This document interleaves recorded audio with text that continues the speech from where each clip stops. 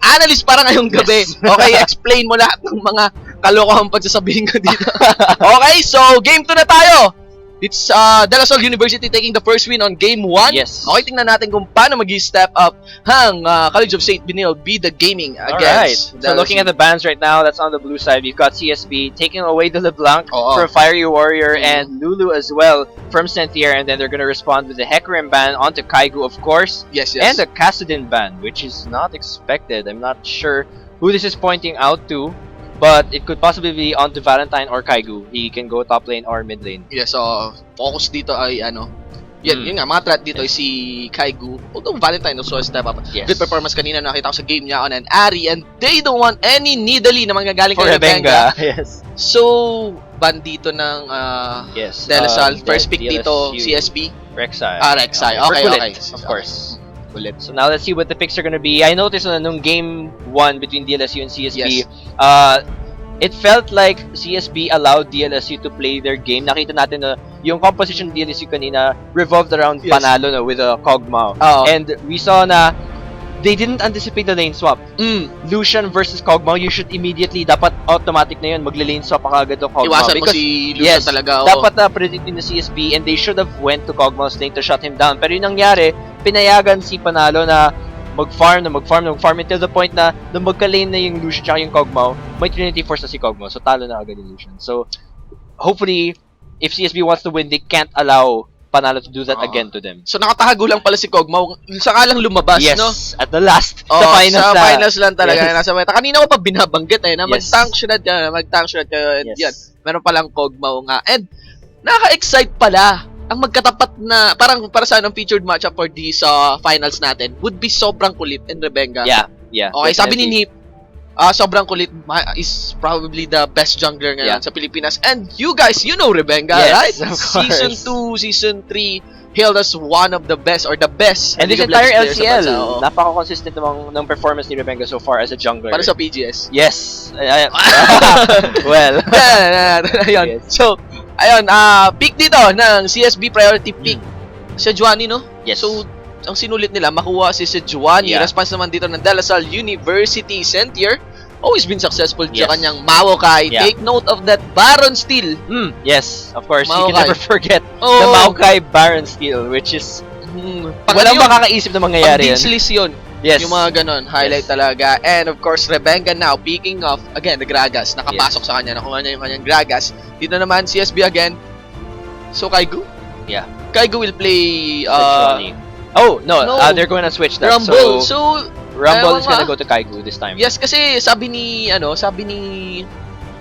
Nip, dalawa lang yon. It's Hecarim and Irelia.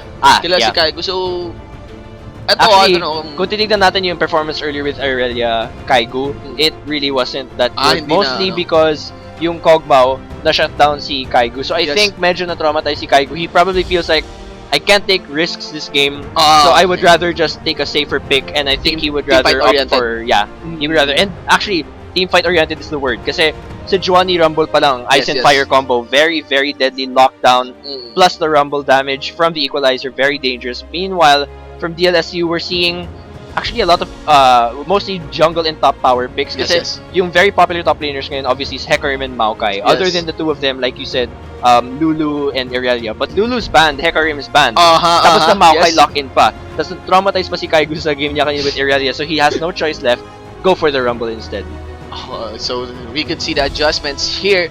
We're expecting, of course, Graves, pero, well, iba kasi hindi naman nagpa-follow ng tank meta. Ito, stock up pa tayo sa sarili nating meta. Ito ang ating mga games natin.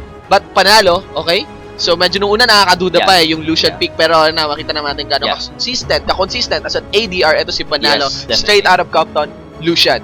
Yes, so they are gonna lock in the Graves and the Lux. Lux support. So, Lux support. Wow, that's actually interesting. Maybe this is something CSB has had up their sleeve na ilalabas na sa finals. Si Valentine, yan si, Minaski.Globe Z. And yes, pinili niya, Lux. Nag-Lux support siya dati on a previous match. Sobrang batas. So yes. This is really something that he's been saving for the finals. Yes, on point to. And it's interesting kasi bilang lang ang nag-stick kay Lux. After that, ages ago, alamat na Rapid Star Season 2. Diba si Giantus Pros, yun, yung Lux niya. Na-nerf na si Lux noon, yung burst niya. Actually, pero ngayon, recent na nakita natin si Lux, I think GPL back then. May buff na siya. Buff naman ngayon on that passive. Tinasan yung damage. And meron recent buff pa rin. Yung final spark niya, nagpo-proc na rin ng passive. Ayan. So, sunod-sunod yung chain ng damage dito. Very interesting. Valentine, very strong performance on Ari. Sadly, he did not win earlier kasi na-outplay siya ni Fiery Warrior. If you guys saw it earlier, I'm sure you saw sa mga nanood ng Game 1 earlier. Very cool outplay from Fiery Warrior. Brought him back into the mid lane. So, definitely you don't want to underestimate Fiery Warrior either. But it will be extremely interesting to see Lux played in this possibly final game between DLSU and CSB. Possibly the final game. You were the rundown. This is the LoL Collegiate League 2015 Spring Season Finals. It will determine the Pioneer batch. So, proud na proud si Gigi Java sa kanyang mga anak. Yes. Pero actually, gusto niya na umuwi. Actually, nandun siya sa Moraita. And massive thanks to Wargads Moraita for holding out ang the venue para sa ating LoL Collegiate League. As in, kitang-kita niya doon, yung mga players mismo. Nag-require pa siya ng ID. Wow! Si Sir Java. No ID, no entry dito sa ating LoL Collegiate may rules League. Pa rin yan. Talagang nanigurado talaga. Nakakatuwa nga. As in, pumunta sila doon, not just as a LoL player, but as students. Representative talaga ng kanilang mga schools. Paano kaya yung mga, overtime sa wala na yun. Overtime sleep. Hindi, I mean, yung nakalagay na date, yung mga legends na sa school nila, mga 8 years, 7 years na sa college. No, mga legends. Mahuli ni Java, makikita na doon. Anyway, yan. Ayun, guys. So, please hype this one out. Sobrang excited kami. We know you are too. This is yung stream namin. Please do share that one. esports.garena.ph/stream. Also, invite in people, mga summoners, yung mga bodylist nyo, invite nyo yun. Mano-mano nyo i-message. Sabihin nyo, sumali sa aming Garena Talk Talk, okay? And if may chance na malista pa namin, we could send our shoutouts after the game. Ayun, kasi sobrang laking pasasalamat namin. We're able to pull through another season, another successful season. The very first season ng LCL. Of a competitive series or league dito sa Garena Philippines. Ayun. Yeah, so don't forget also to join our community. At the PGS Rift. Both Gtalk and Facebook. Just go to Gtalk, ID number 171-88811. Also go over to Facebook and search the official Facebook group of the PGS Rift. And don't forget to support your favorite LCL team, whether DLSU, CSB. Go over to Twitter. Follow at PGS LOL and just use the hashtag DLSU win or CSB win. That is managed by our social media entity and Jan si Kate Garena. Yan. So, search yan sa Facebook and add her up. Not just to get updates kung ano yung kinakain niya during LCS games habang nanonood siya, but also the tournament announcements, kung kailan ginaganap yung mga tournaments, ayun, kung ano yung mga pwede nyong salihan. And if you want to be in the front seat ng updates from Garena Esports team. Ayan. So, actually, mga back, behind the scenes na mga pictures and also, everything. Miss Jelly. And then, so get well soon. Yes. Miss Jelly, ayan. Kasi may sakit siya. Please do greet her. Ayan. Ayan, guys, ayun.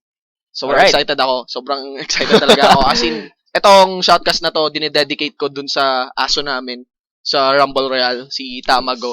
Yung may sakit. He's having a hard time right now. Pero, who needs, I think, blood donation. Kailangan ko na rin i-check umuwi. Pero, ayan, while I'm here, let's do this one.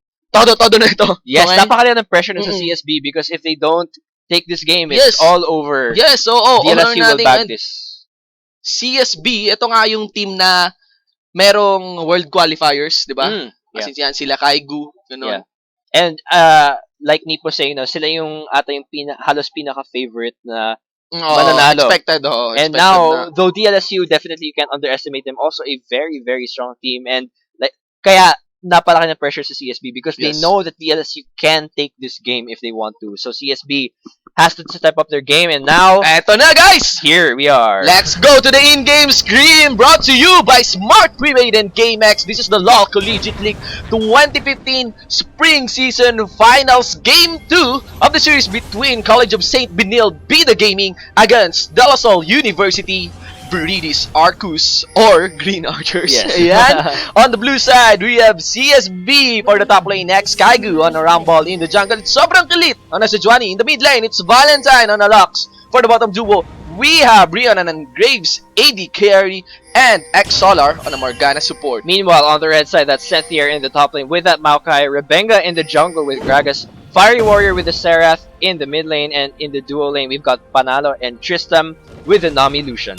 Okay. So Nami, actually interesting, no? Hindi natin nakita to for almost the whole day, I think. Walang Nami tayo nakita.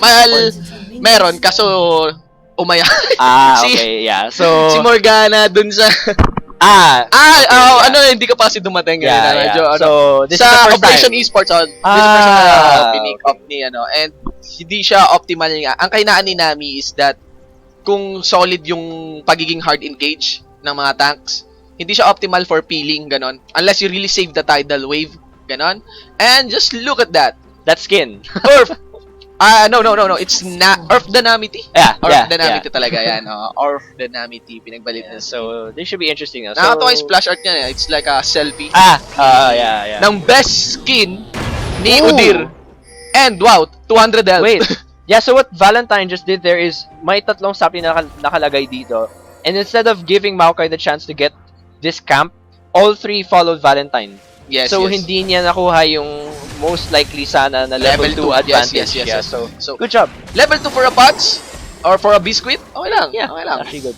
It will help out Rumble who needs a bit of babysitting sa early game so that he can reach that haunting guys or Zonias. And look, Rumble, no. Level 1 pa lang naman. Akala ko, kasi nasa blue side naman nag-start itong si sobrang kulit. Yeah. So, they should be interesting.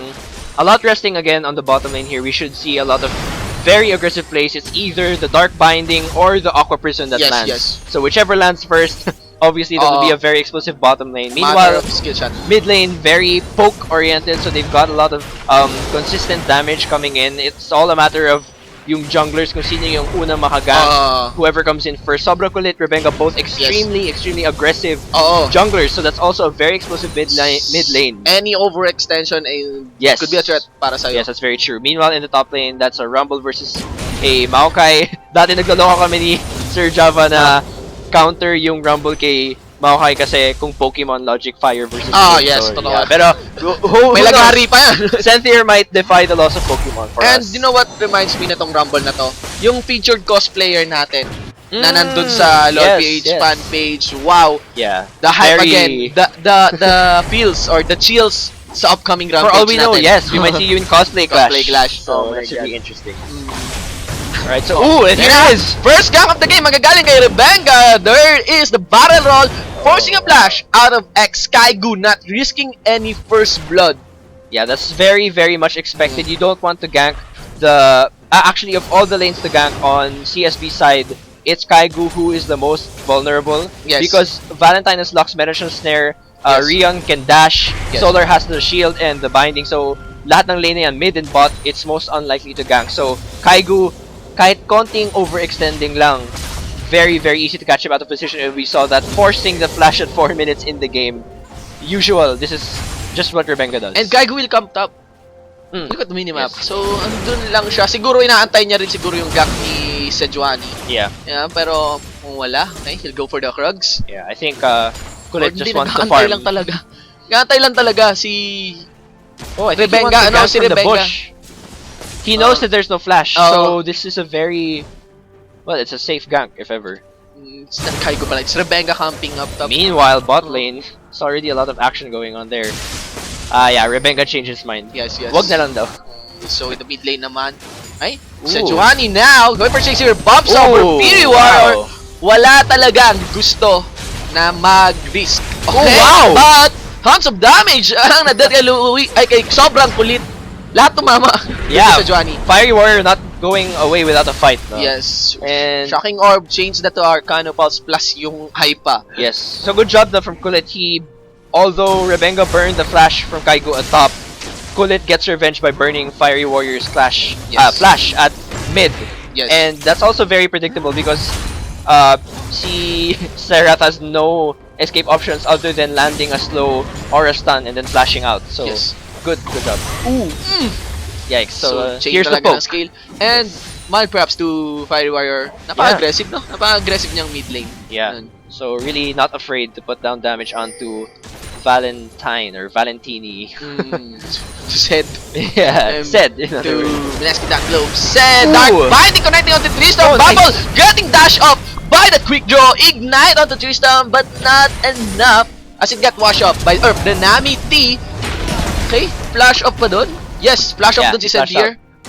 Wow, so much Clutch. aggression this early on in the game. Ano talaga yung nakaka-excite yung first blood? Kasi any first blood, any lane that will get out of control, pwedeng i-focus yun, no? Yes. Pwedeng yun yung point naman, no? Walang gusto mag-reach dito. Yeah, actually, tama yun, no? All lanes here have the possibility to snowball, especially considering Graves Lucian, very early game snowballers, give Rumble the first kill and he will burn Maokai to death. So, very delicate. Ano to pa? Dahil sa Grand Finals to, as in, you don't want anything going out of hand. Yes, that's very true. So, good job earlier from Rion to dodge the Aqua Prison after Dark Binding landed, but they burned the Ignite onto Lucian here, so the next fight that happens, medyo may disadvantage niyo kasi walang sa damage. Si Solar. But regardless, it was a good attempt. Dala ni Nami yung ano, yan yung 999 IP na RP? IP na Icon. 900. Ano ba yan? Mag-expire ba yun? Nag-expire na yun, no? Limited edition lang yun. Yeah. Imagine that, meron kang icon na 99,999 RP. Imagine that. Mga siguro by 2020 season, sobrang batas. Because tumataas ang value ng mga icon through time. Naman eh. Ayun. So, wala pa rin. As we enter the 7-minute mark ng ating game, nobody's going for an aggressive rotation. Actually, yung ward coverage nga rin medyo hindi pa binababa. But still, CSB, look at their pockets. 3 pink wards, okay? Yes. So really a lot of focus on vision. Kasi alam nila both teams know, DLSU and CSB both know that their respective junglers are very aggressive. Kulit and Rebenga are approaching level 6. And level 6 spikes from both teams are very, very strong. Yes, especially, actually, mas maganda yung level 6 spike na content ng DLSU. Because you have a lot of ults coming in. You have the final spark, the collateral damage, the equalizer, and the glacial prison. So that's a very strong form of lockdown. Kung Earth to, ang saya tingnan. Yeah, actually. Kits nito, I mean, that locks. Yes. So it's a very explosive level 6. And there they are. Actually, Kulit has already hit level 6, so we should be expecting... Actually, yes, yun na siya. He's taking a position here in the side brush. I think yung vision. Yeah, he doesn't have any idea. So, walang idea si Center dito. Actually, Rebecca is nearby. And overextended to. Shove niya yung creep sa sa Torre ni Sentier. And that is Kulit. He will recall up. There, he was spotted. Sentier was spotted. There's a vision. Okay. So, Rumble knows. Kung may fight sa vision, pwedeng gumuna dito si Kulit. Oh my god. Medyo awkward so okay, bump onto the center. Equalizer being laid down. Walang tumatamang equalizer actually onto center. And this is going bad para CSB. SS by Kulit. Bumalik pa rin Kaito. And that will send the Rumble flying up high. First blood given onto Sentir. And another kill para kay Rebenga. 2 for 0 exchange in the top lane. Valentin to the rescue. He's trying to spot out. Oh my god. Kinancel yung teleport. Oh my gosh! Wow, the mechanics! Still alive! Oh my god! So, Lucid Singularity, 1 normal hit passive. Valentin showing some awesome locks, mechanics, dodging those kills. Mula kay Fury Warrior, dito na si X Kaigu, laying out those harpoons. Kasama pa, yung flamethrower, abutin kaya siya. Yes, that is a Serat being toasted now. Shocking Orb stops him on his tracks. And that is a 2 for 1 prolonged team fight or skirmishes sa top lane. Wow! What a long clash! Naka-teleport pa si Kaigo pabalik. Yes, but wow! So clash! This is the Morgana SS activated. Okay, there's also the Tormented Soil pero wala sa distansya. Si Rion para mag-follow up collateral damage onto the Lucian. He goes solo. Ah my god, gigitan yung palitan dito. Walang maayos na chain of skills. Wow! Walking into the dark, binding back shot. May tatama kaya? No, not enough damage because of the exhaust. Ay, nako. 2 for 2. Wala pang 1k. Hinga ka muna. Wow, but what happened earlier in the top lane clash, it went wrong for Kaigo because na-overestimate niya yung distance equalizer. Yes. So it didn't hit anyone. It actually kung tumama gave yun, Senthier and Rebenga so much time. Oo. But Kulit was able to almost get revenge. Buti lang na nag-respond si Valentine, otherwise it would have been totally on CSB's side. Yes. But anybody's game ito. Yes, first blood manggagaling sa DLSU University. Yeah. So that's pero but in total, no, it's not completely leaning to CSB. Ang nangyayari parang yung mistake, pero may nababawi pa rin yung kabilang team. There's no mistake nga yun sa miss equalizer. And Valentine receiving that shocking orb, Rebenga. Flash up! There's Kulit to the rescue. There's also the final spark. Sobrang Kulit trying to fall. Wow! What an explosive cast to display. Sobrang Kulit there now onto Rebenga. Merong pa ikaw kit or something. The Papo that will raise up the pink so high. He flashes up. There's Panalo to the rescue. Gets spotted by that pink ward. Relentless pursuit in 1Q. Just one last hit, and wow! Oh my god! Kita, and that is the bubble connecting onto Valentine. They're still going for a chase. Panalo, wala siyang calling. Actually, lalabas na yung calling doon. Extended team fight, and that is Panalo going down. As CSB takes the advantage for a 2. No, that is actually 3 kills for nothing. But naging ang 4-4-0 eh. Yeah. Kaya mula sa 2-2 naging 6-2. What a prolonged team fight. Ipit na ipit yung boses ko. Yes, wow, grabe. Pero wow. That was very unfortunate for DLSU. They tried to commit very hard to Valentine. Yes. But she had the heal, she had the shield, and then nag-respond pa si X-Solar to lock down Panalo. So that totally went it was all a matter of counter-engaging from CSB to bring it to their favor completely. 204, yung Lux na yun, naka-receive ng shocking orb. Yeah. And may Gragas pa. Ang ganda na ng ginawa ni Rebenga, sana. Yung ginamit niya yung explosive cast to disengage, but the ignite, I think, or something, killed Fiery Warrior anyway, so it didn't make it, sadly, in time. If he used it a bit earlier, siguro, baka nabuhay pa si Fiery Warrior nun. But regardless, this has swung things slightly in favor of CSB, and this could be a bit dangerous because a lot of the kills went to Valentine. MC said... Moralonomicon. Or MC, I'm sorry, Valentine. Yeah. Telling us how to Lux. Yeah. Grabe. Great job. As in, kung ako nun, taranta na ako. Yeah, and nakita natin, parehong mid laner, Fiery Warrior and Valentine, parehong nag-heal. So, instead of going for a very, very aggressive mid lane strategy, parang pina-prioritize nila yung survivability, team fights. Ayun, tsaka yung heal.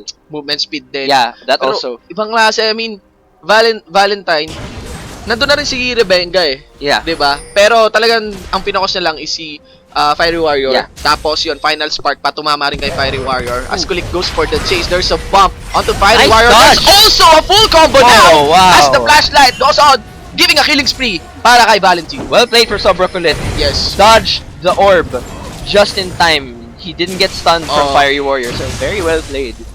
Predicted talaga. Yeah. Oh my god, these challenger players, these pro players actually showing kung paano maglaro ng LoL. Yes, and this is a possible Dragon Dance now. Yes. Okay. So walang teleport si Rumble, so this could be pretty dangerous right now. Senthier can actually, it's a 4v3. Yeah. May teleport si Maokai. Yeah. Yun, so teleport being laid down dito na Senthier, but the Dragon is in the bag now ng CSB. They're now onto X-Solar, receiving the full brunt ng the calling. They are now onto Valentine. There's that bounce bump by Rebenga. Wala na ring mana si Valentine. A Dragon for double kill and a shutdown. Actually, so onto Valentine. I'm actually not sure kung ano yung mas worth to because they were able to get one Dragon. Actually, but it gave Panalo 2 kills and a shutdown. So look at that one. Wow, that's a lot of... Look at the score. 20k yan kanina kasi nung natapos yung Dragon. And now, pa rin yung laban dito. 1,700 gold for Lucian. And his worth compared to Graves is 1,000 gap difference. So 1,000 gap difference nga. So si Panalo yung may lamang dito in terms of Itigari. Pagdating naman sa mid lane, it's Valentine. 700 gold. Yes. So it's all on Panalo and Valentine to deal. So Johnny, man, 1k. Yeah. 1k lead against Rebenga's Gragas. So Kulit making more picks than Rebenga. And I'm actually not surprised kasi the lockdown from Kulit is just a bit more hardcore compared to Rebenga kasi may disengage si Rebenga, so not surprised that he's making more picks and investing in Valentine for that. 7-4 into our scoreboard. Nakita natin yung lamang ng CSB. Pero to better analyze this game, ang daming variables na kailangan mong consider. If you look into the item now, Serat with the Morelio Nomicon, Lux with 1 amplifying tom advantage. Yeah. Okay? Halos parehas talaga sa item. And Rebenga, picking of still Skirmishes Saber sa Gragas. Mukhang ako lang yata talaga very much his favorite. Yeah. Not sure kung I know that other scenes do it. I'm not sure why, kung bakit, but kasi regardless, it's working. Alam mo, out. Skirmishes Saber talaga kapag ano ka lang may attack speed ka. Yeah. Or on-hit ano nga. 24 magic damage. Yeah, well, anyway, it's working out for him. Yes, so yes. Whatever works for every player. Pero Fiery Warrior, this is so bad for mid lane. 0-3-0. Yeah, that's definitely true. Serath, such a vulnerable mid laner, especially to someone like Kulit with a knock-up. That's the ult! Ooh. Oh! That is a crucial ult that means peel! Yung ganong orientation na tayo will be for a peel, pero hindi optimal. Sana tinutok niya na lang, and that is 1 kill onto the support. Yeah. Bad skill shots coming in from Tristam. She missed her Tidal Wave and her Aqua Prison at the same time. Dodged by Tristam. Dodged by Rion and Solar. So, very unfortunate gank there. Ooh, wow! Has activated flashes in to get some better distance. It's actually... Yan. Q, collateral damage. No mana. Oh, wow. And... Wow, wow! Then now on to Valentine for some flash out mula kay Valentine that will stop the engage in the mid lane as we go in the top lane with solid trades mula kay Kaigo at kay Sentir. Ang hirap nito lahat kayo nagkakaso sabay-sabay. Palitan. Pero may mana pa to si X-Solar, isang Dark Binding. Ayun, so that is panalo. Recalling now. And yes, dalawang matabang jungler kakasunuran lang. Nag-aaway. Steady lang tayo. 8-4. It's actually CSB. Yeah. With quite a visible lead on this 600 one. gold. Pero kung makikita, pagbabasahin mo yung galaw nila and the way they engage, git-gitan talaga to. Yes, definitely. Basta wala pang may clear na lamang talaga. Yeah. Compared sa, ibang games or certain moments. Yeah, actually, their team compositions are very similar. Yes. So, there's no one that is going to necessarily outscale the other kapag dating ng late game. So, parang yung scaling nila is very even throughout the game. That's why nanonotice natin na parang walang maabusong disadvantage yung isang team sa isa kasi they scale at the same time. So, that's why we're seeing na kahit may mga maling mistake yung isa o may maling mistake yung isa, talaga. Pwedeng mabawi kasi yung power spike nila is very similar. Force a flash out mula kay Fiery Warrior. Ito, tumutodo na to talaga si Fiery Warrior. Ramdam, pinofocus siya sa mid lane. Ramdam pagka-focus sa kanya sa mid lane. To the point na napiyak ako. So, grabe. Kaya 25k mark para sa ating gold. Napaka-solid. Okay. So, they're now pushing the bottom lane and still no tower has been secured 18 minutes into the game. Guys, what you are watching is a finals match, okay? Remember that War Gods tsaka Mineski? Yes. Full 5 series yun, di ba? Yes, it was. Feeling ko magiging git-gitan sana full 5 series din to. Although baka gusto na kumain ni Sir Java, so... Sobrang git-gitan talaga ng laban na to. Yeah, in terms of gold, so far, ang laki ng gap between top lane right now. So, Sentier really not giving Kaigo a chance to get his power spike. Eventual Maelstrom activated now onto Kaigo, putting his back against Sentier. Wow! Actually, Sentier's bullying Kaigo to the point na hindi niya kayang i-rush yung Liandry's. He was forced to get MR. And that's going to pull back yung power spike ni Kaigo by a significant amount to the point na pag kailangan na mag-DR, which is happening in 30 seconds, that reduces a lot of his damage output. So, I think that's a very good job by DLSU to pull back Rumble. Kasi other than Valentine and Rion, they need the equalizer damage from Kaigo. But without Liandry's, it's gonna be hard. Yes. Ang key item dun ni Sentier din would be this one, the Righteous Glory. Kasi yung Valor's reward niya, So talagang may mana siya for that lane to spam those kills. Kaya easy-easy na lang ginagamit yung Vengeful Maelstrom against Kaigu. Now, equalizer sa traps ni Rebenga. Body slam, nagamit niya na lang. And a bull snare onto Rebenga. One pick again onto a member of College of St. Benilde. 9-4 now in favor. No, one pick again on DLSU University. And this is in favor now of DLSU University. Yeah. Wow, Kaigu getting really low and forcing the flash. Oh, Sentier of CSB. Sentier now flashing off after receiving the test from X-Solar. That's a kill onto the Morgana. X-Kaigu leading the fray, dodging that Arcana Boss. Harpoon not connecting. X-Solar, will he connect the Dark Binding? Yes! Natapikan po mga kaibigan, and that is Fighter Warrior going down 11-4 now. That is a 7-kill lead. Valentine, I think yes, a mana para sa isang this is dangerous right now. Panalo. Okay, Tidal Wave not connecting onto anyone, and that is a calling getting received by sobrang kulit. They are now onto Panalo with a full mana. Saan kaya siya? Relentless Pursuit. There's the bubble onto the Graves. Okay, stops on his tracks. Wow! It missed. Parang Sion ult, but no, it's the Q mula kay Valentine. Getting that kill, 12-4 now, 8-kill lead. What an extremely prolonged clash. CSB. It started here, napunta dito, napunta dito. Yes. So, medyo na weirdo na ako sa position ni Panalo doon because he was here, he ran here, and then he decided to run towards the enemy base. So, medyo na-catch out the position nata siya doon. Nakakalito itong mga teams natin. Yeah. Kasi parehas to Lasal. Yeah. Sister teams talaga to College of St. Benilde. Sister schools pala namin. College of St. Benilde, tsaka DLSU University. It's a really green. Saktong-sakto sa backdraft natin. Kanina dun sa caster screen natin. It's really a green, green LCL. And also supervision, I guess, from both teams. Very aggressive in the top lane. Meanwhile, this will be the first dragon para sa DLSU University if ever nakuha nila to. So, it doesn't seem like they want to contest this one. Wala sila sa distance din unless may collateral na. Unless they try and steal.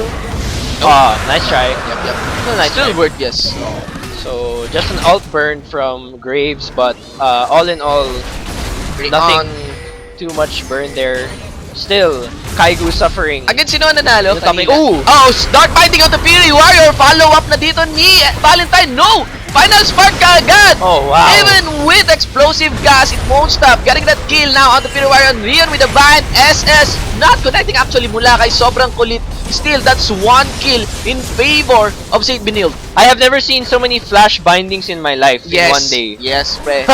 So, grabe yung aggressive play dito ni Solar. Wow! A really extended equalizer, and St. Benilde once more. No, they have no creeps for that inner middle turret. And yes, CSB, I think we can see is getting a little bit desperate now. They know that DLSU is one win. Yeah. Sila DLSU nanalo kanina, diba? So they're really putting the pressure right now. Nakita na si Kaigu nag-equalizer onto Panalo, who was so far. I think they just wanted to do that to secure the mid lane tower to bring some global gold. We can see now that CSB is actually leading 3,000 gold, which was a bit different kanina kasi nakita natin medyo even sila. But at this point, things are a bit more leaning towards CSB's side.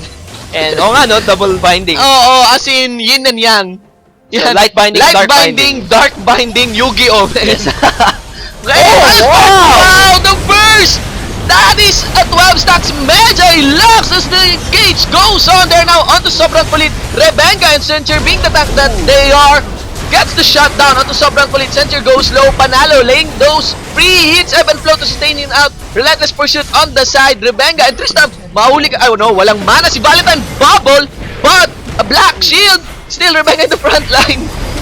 What a prolonged tip. This one explosive gas. Rebenga, wow, Dark Binding. Wow, trade for trade. Napakagit-kita ng labanan nito. As they go for X-Solar, I think wala na yata. Stop.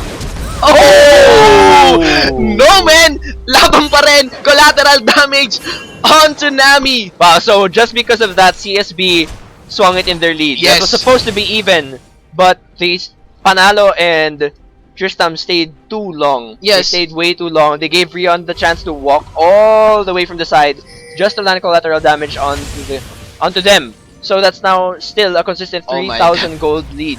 And can I just say, Valentine's burst was insane. I just want... Snare, ult. Grabe. That's all it took. 18 stacks. Lux. Okay? I did not actually see that coming. Sobrang daming silver saka bronze player ang may inspire nito. So, Magi. I miss those Magi's days sa Lux, ganun.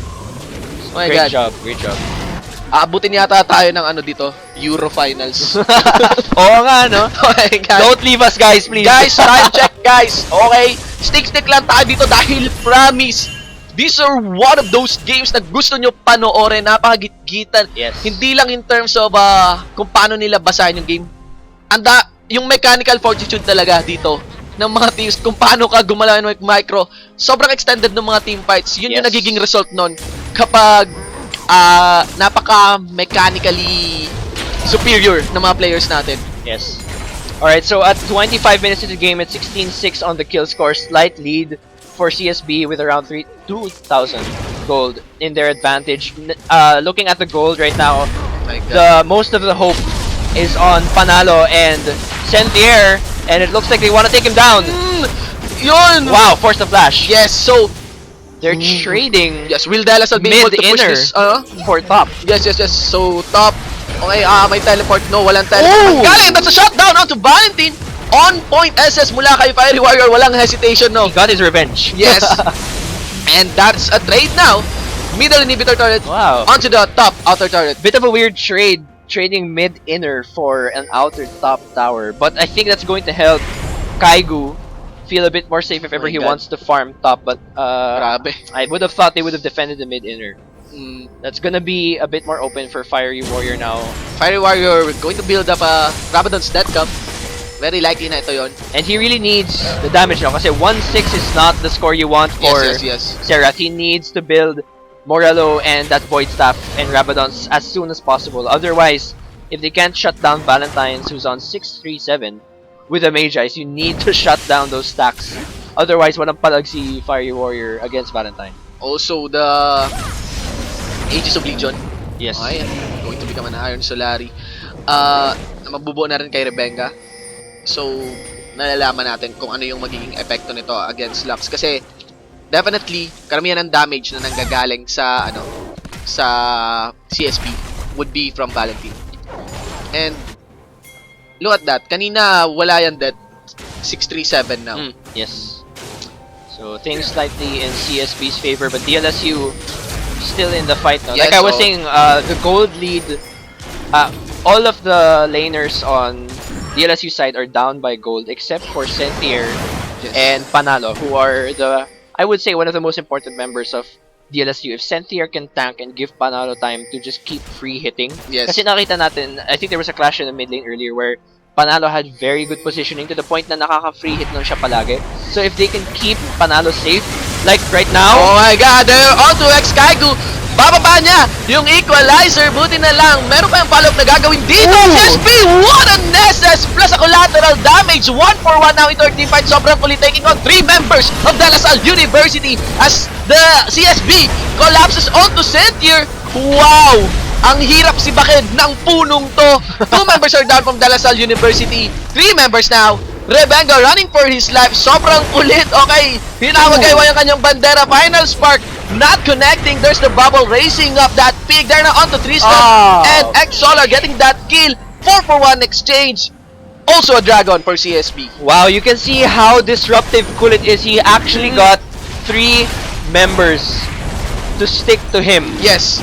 And so it became a 1-for-4 and a free dragon.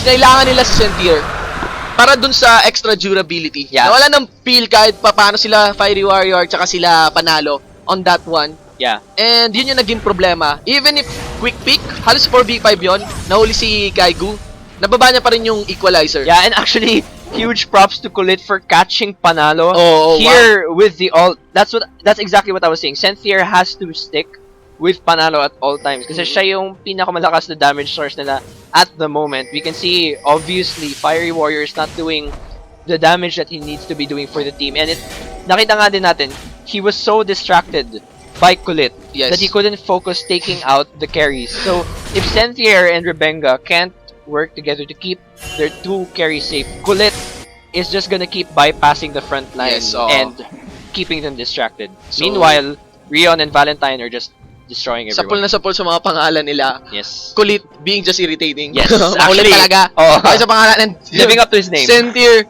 okay, ayaw sa panalo. Medyo kailangan niyang tumabi sa panalo ngayon. Yes, That he really one. Kasi needs to. yun yung mga carries nila eh. It's Sentier tsaka panalo. Yeah. Sila yung hindi naalangan sa laning phase nila and actually has some decent gold in them. Yes, 11k and 9-7. They need to stick together. At this point, Rumble actually, it's not such a bad thing for CSB na medyo behind siya. Yes. Kasi Equalizer will do the damage that it needs to do. It slows everyone. Yung main damage source talaga dito ay si Valentine tsaka si Rion. As long as you keep them in the game, yes, then it's okay for Kaigo to be slightly behind. It's a different story for DLSU because Fiery Warrior is so behind. Yes, yes. To the point na sobrang reliant na sila kay Panalo. And Sentier so far cannot do enough to keep Panalo safe kasi Kulit's ults are on point. The fire and ice combo is real. Speaking of, And light nag-start and na dark. yung season. Lahat ng element actually naka CSB na. Fire, ice, light, dark. Lahat ng bindings, lahat And, ng knockup. and also mustache. So, yeah. So, it's Dude, all yeah, in their favor. Okay, so pagdating din sa Torre, 3-3. 3k gold lead, it doesn't matter as we enter the 30-minute mark. Hindi to visible na lead. Yeah. What a game. What a game 2 para sa ating finals. And so, both teams really holding on. And Kaigo! Okay, so barrel roll on to Kaigo. He laid down the equalizer sa kanyang dadahanan and Rebecca on the sidestep. Oh! Wow! Explosive gas to displace him out of turret safety. And yes, successful pick onto Kaigo. Tingnan natin, anong gagawin dito ng CSB. Oh, Rion gonna secure this bot lane tower. No one's testing. They might be a bit late. Yeah, they're a bit late. Yep. So they sacrifice Kaigo For a inner bottom turret. Inner. That's Yes. so totally worth it. Yes, yes. Sentier has no TP, so he can't def. They're going to trade outer for inner. That's again, it's totally fine for them to do that. So ano ba, will they rotate for the inner middle or Yeah, I'm not sure, but like you said though, even if they traded an inner for an outer, it's still the same gold. So the difference in gold and in lead is still not so big. So Mahirap to, men, kasi tingnan mo 29. Pero pagdating sa gold differences, napakababa lang. Yeah. Meaning nito, meron lang na snowball ng mga champions etong CSB. Yeah. And a snowball champion, target mo yon para ma-shutdown. So, kung makill nila itong mga key players ng CSB, mapatay nila yung mga key players sa CSB like itong si Valentine, lalo pa meron siyang Medjay na dala. Grabe yung scale, na yung pag-tilt ng scale, napaka-erratic, papunta sa DLSU. Oh, okay, that so was a bit weird. Very Warrior, kung ano yung damage na pwede nang ibaba. So, that's a bit awkward. Kaigo cannot feel too safe. Yes. Because again, Rumble is still Rumble. You can't, you can only flash. That's your only hope. So you can't feel too safe. He does have teleport open and Dragon is coming up in a bit. Kaigo. Tapos din ang ward coverage pagdating sa Baron. Yeah, but Kaigo I think is just gonna keep pushing top. A bit dangerous. The 4 members are all on that side. Yes, kung manggaling sa likod si Sentier, mahirap to. Yeah. Although may spot naman siya ng ward. Ayan, nakita na siya ng ward. So, okay, and that will I think Sentier and Rebecca are on the way. But they're just gonna push at top lane. Kaigo, I think, feels safe to push kasi may teleport naman siya. Yes. Dragon is still a bit far. So right now, it's just a farming game. And sa side ng CSB, wala actually, CSB lang yung may pink ward malapit sa Dragon. It's actually the Baron. So, ang threat yata dito, ramdam na rin nila. Yeah. In terms of their items, if they take Dragon, one could Baron also. Yeah, actually, I think that's why none of them are taking Baron. No? Sobrang even ng game. So, yung chance na makakuha ka ng Baron is very much 50-50. Yes. Kasi kahit mauna ka sa Baron, your health will be low and that's a possible ace for the other team and take the game. Yeah, so Sentier still Baron. Yeah, so it's a very risky to take Baron. Initiate starts off tidal wave as Rebecca puts that explosive gas under the inner middle turret. Sentier in the front line. Panalo sa free hit. Calling being laid down, but Rebecca goes low. Sentier goes low also as Kaigo will go down. 2 for 1 now. Kulit. Nasusulit yung kanyang pagiging tan with the black shield. But the damage and kite nang gagaling kay Valentine ay napakasakit. 13 stacks, 2 for 1 exchange ng inner middle turret CSB. Notice no, Panalo was safe the whole fight. And despite that, 4 members are still alive. So, ang laki ng difference ng damage between DLSU and CSB right now. Even if Panalo is doing such a great job in terms of positioning, his damage output is not enough kasi Fiery Warrior is just taken out so quickly in the fight that it doesn't matter. I want to take note na kung kanina close fight, mukhang leaning na to on the side na ngayon ng CSB. Yes. Yan na yan. 22-10, 3 Dragons. Kasi yung engage na yun sa mid lane, maganda naman yun na-engage para sa side ng para sa side ng DLSU University. Inner middle turret, ganon. Maganda, okay rin naman yung initiate na ginawa ni Rebenga. Pero ramdam mo yung kakulangan ng damage ng DLSU University. It was a very good job from CSB to shut down such an important source of damage coming in from DLSU. And Panalo, even if he is not doing bad, parang wala rin kasi in the end, Fiery Warrior will just keep getting killed and killed in every team fight until Senthier and Rebenga can keep him safe. And nakita natin na kahit yung DLSU nagsimula ng laban, hindi nila kayang tapusin because the damage follow-up from Fiery Warrior and Panalo is not enough. Saka isa pa, si Valentine. Yung skills niya, ang dali niya lang malagay sa backline. Walang problema. Yung Lux, actually, kung magtatangka sa harap ng Lux, yung E niya, ang dali niya lang talaga ilagay sa likod. Even if hindi matamaan, pwedeng yung ipang zone sa mga carries. Yung nga tulad ni Fiery Warrior, na nagre-rely sa napakahabang distance or yun nga, optimal yung position na pag nasa likod. Siya! Wow! That's a 2-man SS! Actually, Fiery Warrior biglang nabura mula sa collateral damage. That is the Righteous Fury getting laid down on the 3-stamp. Panalo goes low. This looks very bad para sa DLSU University as the mid lane and the support are down. And even Panalo, the AD carry, has less than 100 life left. They can get an objective here. They could go for a middle turret. They could go for a Baron. So many options. The top lane is pushing right now. Baron is live. And 6,000 gold lead. 6 or 7,000 gold lead right now for CSB. Hindi nakakatuwa to. Dalawang babae kumukulit sa'yo. Light binding, dark binding. Oh my god, di natin kung makakatakas at makakadiskarte si Rebenga. Type no. Type nila. No, wala talaga. So, Gragas getting some booty mula kay Valentine at mula kay X-Solar. And yes, that's one easy pick on them. Still, meron pa. Inhibitor turret. It's a matter of taking the Baron na lang. Yeah, so, have to say, Kulit and Valentine's synergy have been so great this game. Every time na mag-SSC Kulit, there's always a follow-up coming in from Valentine and ang dali niyang mag-follow up kasi napakalayo ng range ng Final Spark. So, the moment na kahit sobrang layo si Valentine from the engage point where Kulit decides to come on, it's so easy for him to put down damage. And nakita natin, Fiery Warrior cannot do anything. Tsaka yung mga CC nila, skill shots, wow! Yeah, I think at this point, no? Bilang na bilang lang yung nag-miss na skill shots. Yeah, I think at this point, I would have gone for Zonias earlier instead of grabbing Void Staff, considering na alam mo nang ikaw yung isa sa priority targets, tas nag-Void Staff ka pa rin. Or you can see that the damage is useless kasi ang dali mo mawala sa teamfight. Or Luden's Echo for that movement speed. Yeah, ganun. Pwede rin.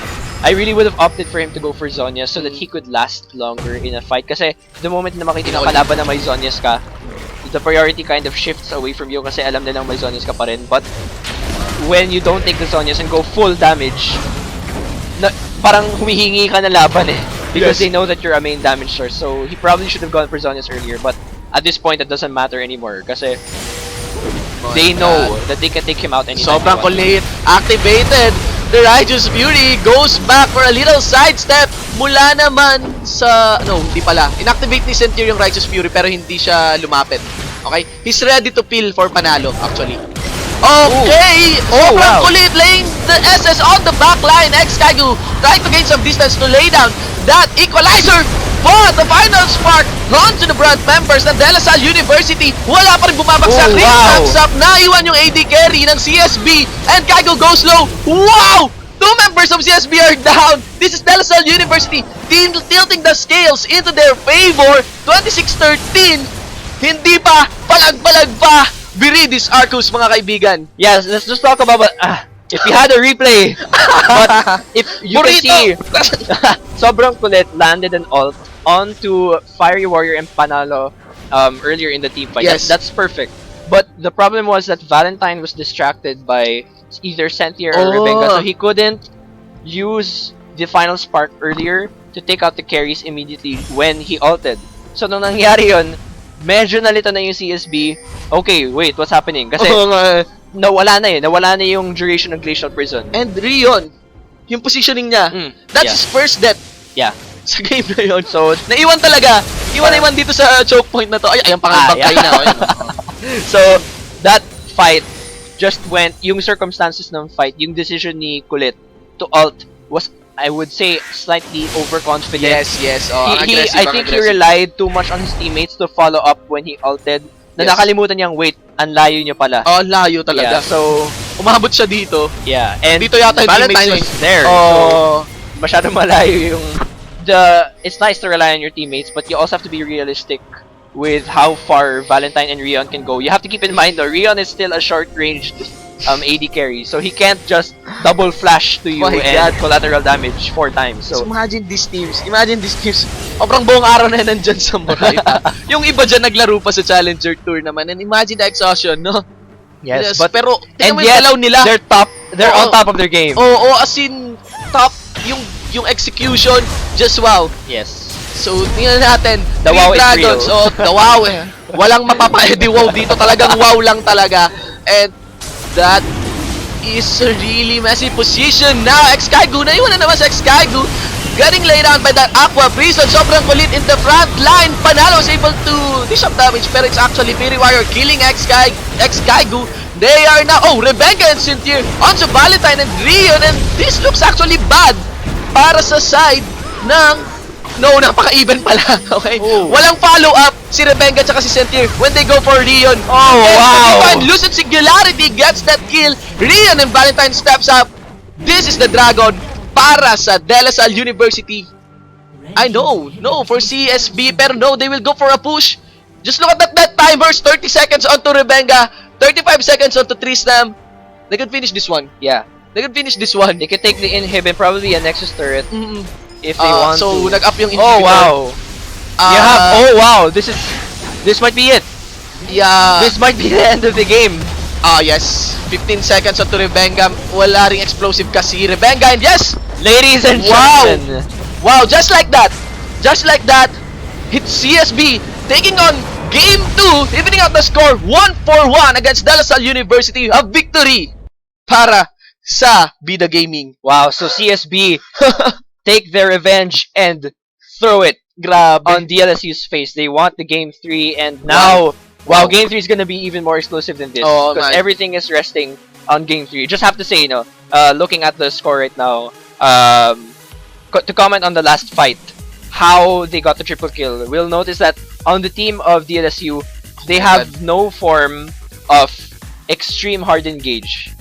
Rebenga can only use his ult to throw someone closer to the fight, and Maokai can only close a gap. Yes. Wala silang legit na stun route or anything like that. So even if they're able to get close to Rion and Fiery Warrior, it's like even if they're able to get close to Rion and Valentine, walang solid. Tsaka walang follow-up nga. Andun nga si Rebenga, andun din si Sentier. Yeah. So si Fiery Warrior naiwan na rin, sila panalo. Although sila yung nag-survive, nag-step up, they were able to shred down sobrang kulit. Yeah. Still, walang follow-up, namatay din sila Sentier. Kailangan nga si Sentier to bill for panalo. And yes, that's just Valentine. Yeah. Setting out yung isang Lucent Singularity na yon equals victory sa finals nitong ating LCL. Valentine just showed us Lux is still viable. Yes. Wow. Mejai for the win. Oh my god. Okay, ayun guys. So, looking into our scoreboard or standing, makikita natin 1-4-1 now. DLSU University Viridis Arcus against College of St. Benilde. Bida Gaming 1-1. This is a confirmed best of 3 series. Right? So, eto na guys. This is it. The final game between DLSU and CSB. Between DLSU University. We'll just have a quick break. Guys. 10 PM on our clock. Pero stay lang kayo. Invite them in because this is the moment. Lahat ito. Local Legit League. Yung mga schools. Eto na kung sino yung mananalo at magagawin ang pioneer batch sa ating Local Legit League. I am Gia Shinbu. That is a Shinbu with a 1 for an I. And I am GS Amplifier. And we'll be right back for this epic league.